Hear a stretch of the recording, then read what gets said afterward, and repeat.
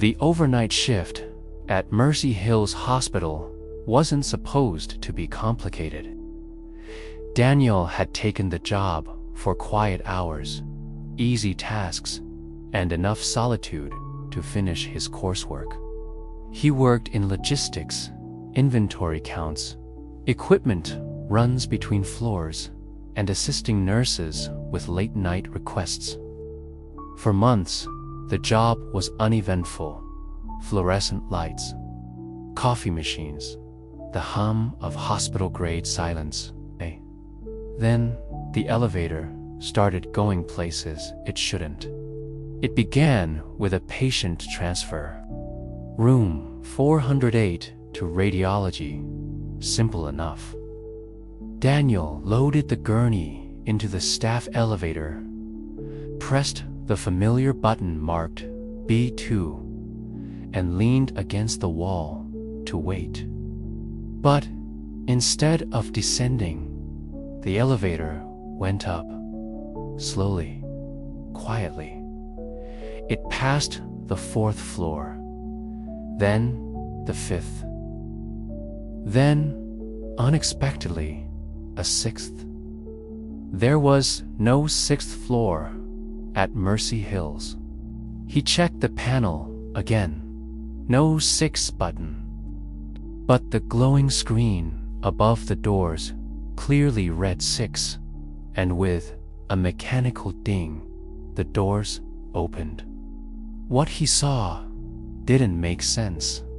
A wide hallway stretched out, lit by dim, yellowed overhead bulbs. The walls were tiled, like the lower floors, but discolored, stained with what looked like water damage or age. Cracked near the corners, a sign on the wall read 6A, observation. The letters were faded, like they hadn't been touched in years. He didn't step out. The air smelled wrong, like plastic and antiseptic, but underneath it, something sour, heavy, like mildew and bleach, fighting each other. He reached for the close door button and pressed it twice. The elevator obeyed. It didn't shudder or lag. It just closed gently and descended to radiology like nothing had happened. He didn't mention it to anyone that night. Maybe he'd imagined it. Maybe it was a glitch. But the next time he used that same elevator, it stopped there again. No buttons lit up.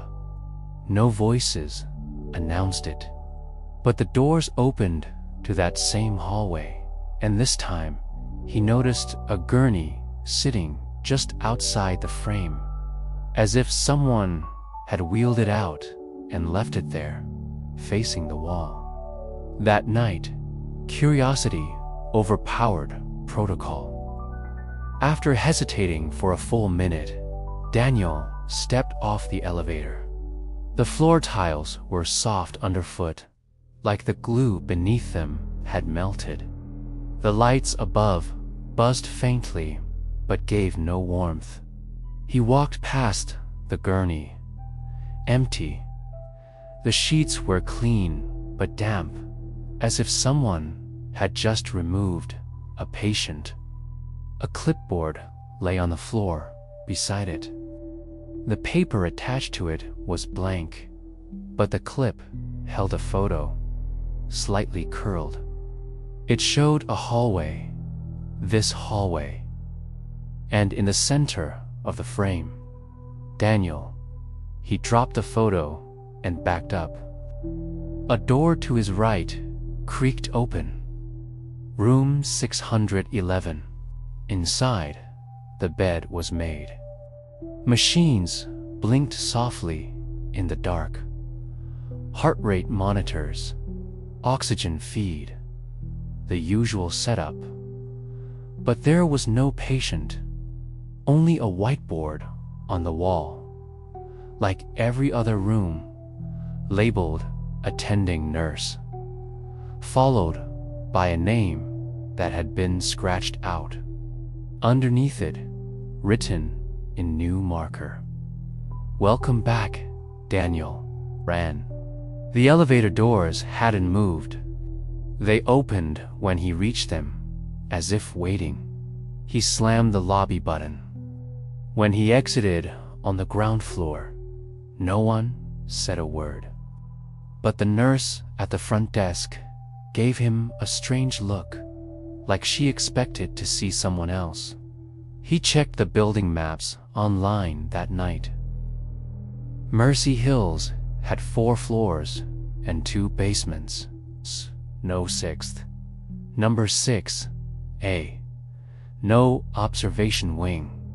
But the next evening, the elevator opened to it again. And this time, there were voices.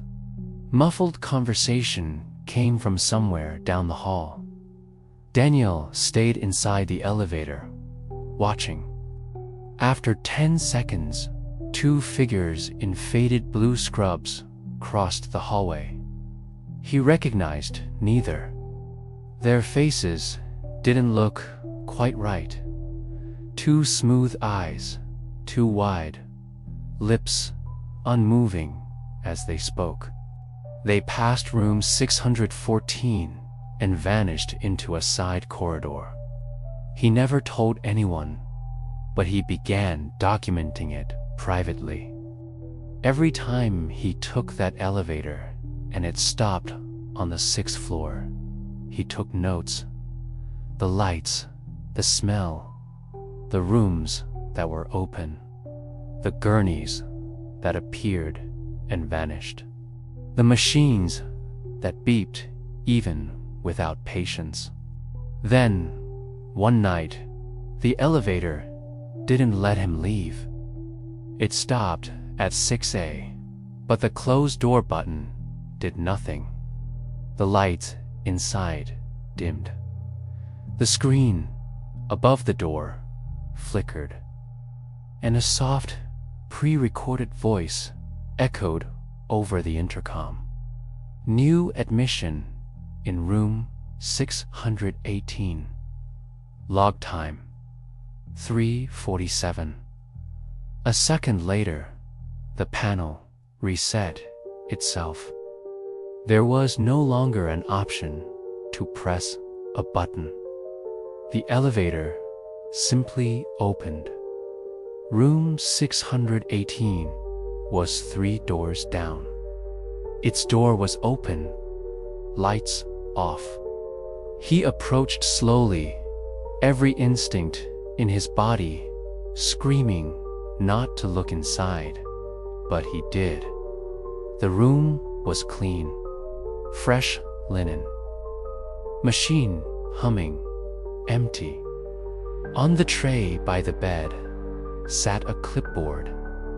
It held a medical record. Name: Daniel Reed.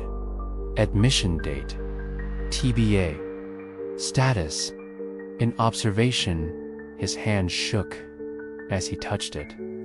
The paper was cold, damp, real. He backed away, turned, and ran down the hallway. This time, the elevator doors closed as he approached, but opened again slowly, as if in apology. The moment he re-entered the elevator, all lights inside turned red. The next morning, Daniel tried a different elevator. It still took him to the 6th floor. When he asked maintenance about it, they said the floor never existed. When he asked records about room 618, the nurse on duty smiled uncomfortably and said, "That room doesn't exist anymore, not since the collapse." He never found out what that meant. But 1 week later, he received a letter at home. It had no return address, Inside was a single page, folded in 3 parts. On it, a floor plan. The 6th floor, every room marked. And on the top of the page, written in thick black pen, "Don't be late for check-in."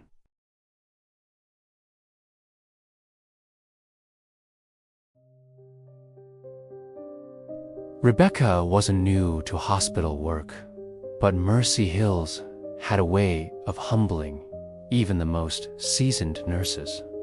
The night shift, especially, revealed a side of the place that daytime staff never quite experienced: the unnatural stillness between 4 beeps, the flicker in the lights that always happened around 3 a.m., and the way some rooms never felt empty, even when the beds were. She had adjusted to most of it. The shadows that moved just outside her peripheral vision. But room 219 was different. Room 219 wasn't on her list until her 3rd week on the job, and she was told almost nothing about it, other than it's active again. So, start logging vitals. No further instructions. The first time she entered, she found the room freshly cleaned, smelled of industrial bleach, and yet the faint scent of something metallic lingered underneath. The lights worked, the machines were responsive, but the air felt wrong, not stale, but thick, like someone had just left or was still breathing beside her. 2 beds occupied the space, side by side, and both were made. No patients were visible, but both monitors were active, showing healthy vitals. Rebecca checked the chart hanging on the inside wall. Only one name was listed: Lillian Ames, female, 76, recovering from minor stroke. Room assignment 219A. There was no mention of a second patient, number 219B, and no orders to expect one. She stood in silence for a moment, watching both monitors. Heart rate, oxygen, BP, all normal. 2 sets of data. 1 patient name.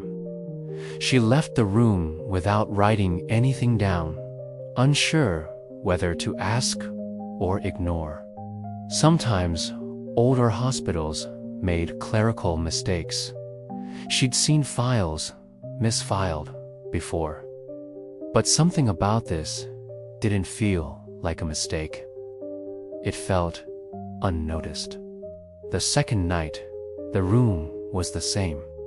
2 beds, 2 sets of vitals, 1 chart. This time, the second monitor flickered slightly when she entered. She watched the pulse line for a full minute, steady, real. She could hear the beep. She followed the cables down to the pillow, the blankets, all flat. No indent, no weight. But the machines registered a living presence. She gently lifted the sheet. Nothing underneath. And yet, the vitals beeped steadily. Rebecca checked the file again. Still, only Lillian. No notes of transfer. No history of roommate assignment. She left the room more unsettled than before. That night, during her break, she pulled up the hospital's internal database. Room 219 had been inactive for 6 years. The last entry was a discharge in 2017. A patient named Martin Lowe declared deceased 3 hours after leaving the room. She searched for Lillian Ames. No match, current admission, no digital file at all. She printed the current assignment sheet. Room 219 wasn't on it. The following shift, her supervisor asked if she had updated the patient log for 219. Rebecca, confused, said the room wasn't listed in her assignments anymore. The supervisor blinked. Sure it is. You signed off vitals last night in your own writing. She showed her the paper log. Rebecca's signature was there, clear, next to the timestamp. Except she hadn't signed it, at least. She didn't remember doing it. Back in room 219, the clipboard now had a second chart. Blank. No name, no date of birth, no diagnosis. But Rebecca recognized the handwriting in the notes section. It was hers, unmistakably, and the line read, "Vitals, normal. Consciousness, questionable. No physical response." She hadn't written that. She hadn't even used the clipboard. And yet, the pen hanging from the board was warm. That night, she stayed late after her shift. She waited in the hallway near room 219, listening. At 3:17 a.m., the door creaked open by itself.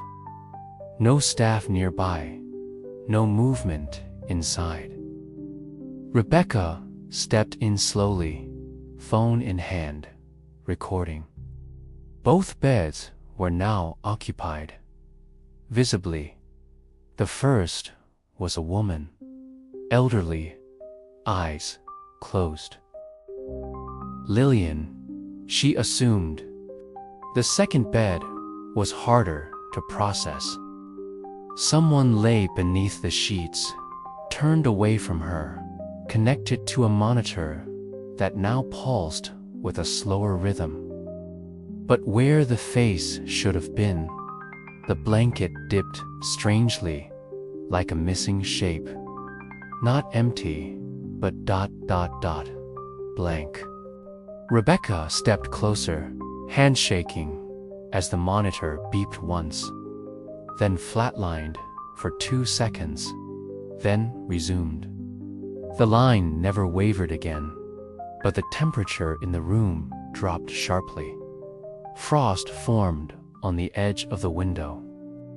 And then the second figure vanished, not gradually, not theatrically, just gone.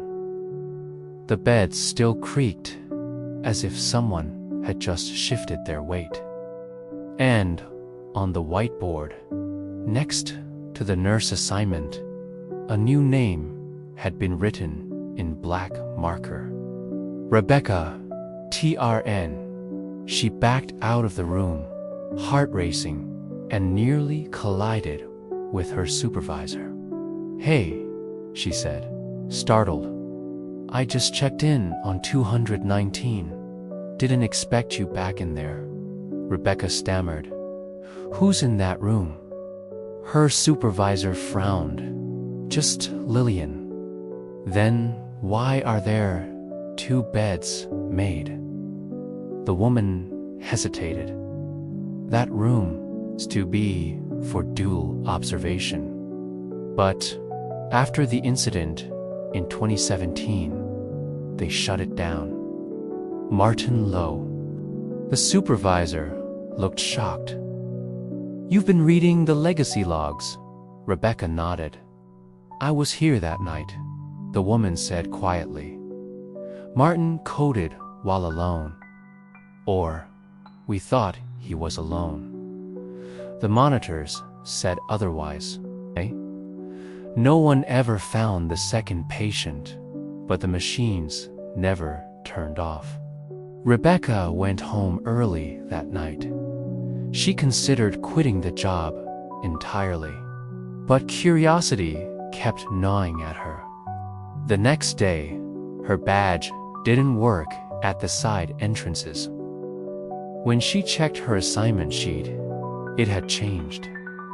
Every day that week, room 219. No rotation. Even worse, the patient record she opened that night had a new entry under assigned RN, typed, not handwritten.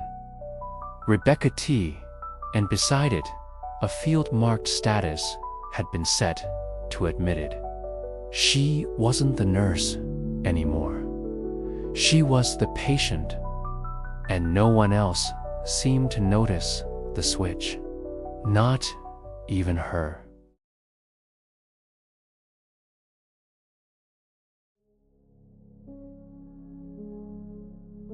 Anthony Meyer had never spent more than a day in a hospital before, and he hadn't expected this visit to be any different. A mild arrhythmia, nothing life-threatening. They kept him for observation, adjusted his meds, ran a few scans. He felt fine. The nurses were polite. The room was bright enough. It wasn't ideal, but it wasn't terrible. He passed the time reading and watching old sitcoms.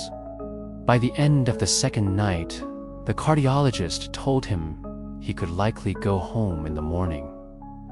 Just needed the final signature and prescription notes. The morning never came. Or rather, it did, but not for him. When Anthony woke up the next day, sunlight peeked through the blinds, but no one came. No breakfast tray. No nurse check-in. He pressed the call button once, twice. Nothing. The clock ticked along as if the world outside continued normally, but his room remained untouched. At 10 a.m., he sat on the edge of the bed, now dressed in the same clothes he'd worn the day before, and stepped into the hallway. It was wrong. Lights were dimmed, as if in overnight mode, and the air felt stale. There was no background noise, no phones, no machines, no heels clicking or carts rolling.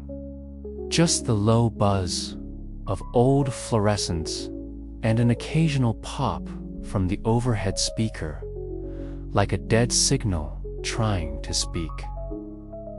He walked to the nurse's station, empty, not abandoned, just unused, too clean, too still. A pot of coffee sat cold on the burner. A clipboard lay open on the desk with today's date. He looked for his name. It wasn't there. Every patient listed for that floor had a room number except his. Room 314B was missing entirely. He flipped to the prior day. Nothing. It was as if he'd never been admitted. When he returned to his room, the door was ajar, but something had changed. The bed was perfectly made. No signs of anyone having slept in it. His belongings, wallet, shoes, paperback novel, gone. The table beside the bed was clear. Only a single sheet of paper remained, a blank discharge form. His name was printed at the top, Anthony Meyer, at the bottom, discharge denied. no signature on file. He sat on the bed, gripping the form, trying to understand. But he remembered it clearly. The clipboard, the pen, the nurse nodding, telling him everything was in order. He had signed it. He was sure. So why was he still here? He opened the door again and stepped into the hallway. This time, it felt longer. Not physically, but perceptually. Like the distance between his door and the elevator had grown. He walked slowly, counting steps. Doors passed like repetitions in a dream. Same potted plant, same torn poster, same flickering light above room 322. By the time he reached the elevator, he realized he couldn't remember the last time he'd seen a clock move. He pressed the button. Nothing lit up. No ding. No motion. Just silence. The hallway had changed. Not dramatically. Not horror movie dramatic. Subtle. The paint had faded. The carpet looked older. One of the ceiling tiles above had yellowed like nicotine-stained paper. He returned to the nurse's station. Still empty, but the clipboard was gone. In its place sat a different binder, older, dustier. He flipped it open, page after page of names, crossed out, some in pen, some in pencil, some so violently scratched the paper had torn. Then he found his Meyer, Anthony Hold, unresolved, no discharge, signature. No attending physician. No transfer destination. The final column reads simply, "Still here." He closed the book and stumbled back to room 314B. The hallway now smelled faintly of antiseptic and old plastic. A scent he hadn't noticed before, like burned rubber mixed with gauze. His room was darker than before. When he flicked the light switch, nothing happened. The discharge form on the tray had changed. By someone named Dr. L. Ames. There was no doctor at Mercy Hills by that name. He checked the staff directory on the wall near the elevators. The names had changed entirely. Not just unfamiliar, impossible. Date next to each one read from 1973 to 1989. No digital panels. No call buttons. No sign of the present. He wasn't just forgotten. He had been moved into a version of the hospital that wasn't supposed to exist anymore. He ran. Door after door blurred past him. The lights now flickered wildly, syncing with his pulse. At the end of the hallway, the door to the stairwell stood open. But instead of stairs, it led into another hallway. The same hallway. He turned around. Room 314B was behind him again. The door now bore a sign, "Admittance permanent." Inside, the bed was no longer empty. Someone lay in it. He approached, slowly, heart pounding. The figure was thin, frail, hooked to monitors that blinked but made no sound. The face was his. Not exactly. aged, hollowed. The version of himself that waited too long, the one they forgot. When he reached for the clipboard, the room blinked like an old TV losing signal. Suddenly, the bed was empty again. The tray beside it held only a sticky note. Patient, no longer active. From the hallway came the sound of wheels turning. A gurney. He stepped outside. But there was no one, and when he turned back, his name was gone from the door. It now said, vacant.